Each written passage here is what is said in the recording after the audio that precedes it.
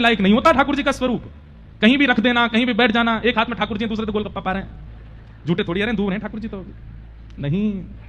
जो आते भी हैं हम उनको भी निवेदन करते हैं कि ठाकुर जी के लिए व्यवस्थित झांपी जी रखो, ठाकुर जी के लिए व्यवस्थित सामग्री ऐसी बना के रखो, उसमें ठाकुर जी पौड़ करके चले।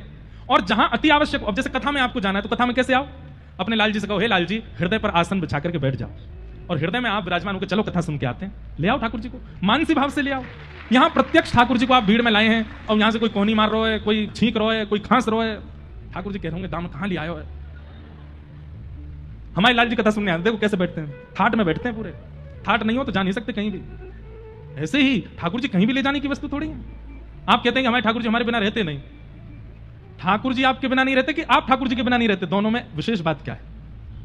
अब आपको घूमने जाना है गोवा में शादी में, ठाकुर जी हमारे बिना नहीं रहते, ले गए उनका होटल का ही भोजन करा रहे हो, होटल में बिना प्याज लहसुन का नहीं मिलता तो ठाकुर जी बेचारे चना चनौरी पे ही जी रहे हैं। ठाकुर जी बोले इतना प्रेम तो नहीं करता था मैं इससे कि केवल चना चनौरी में जीवन व्यतीत कर लूं।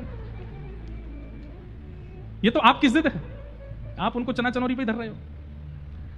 बात यह होनी चाहिए कि मैं ठाकुर जी के बिना नहीं रह सकता, ठाकुर जी मेरे बिना नहीं चलते आदि ये सब भाव ठीक नहीं, मैं नहीं रह सकता इनके बिना। तो स्वयं भी चना चनौरी पे ही रहिए। जब ठाकुर जी को भी बादाम चना चनौरी दिए तो वो आप भी वैसे रहो। महाप्रभु जी बोले अच्छा चलो अब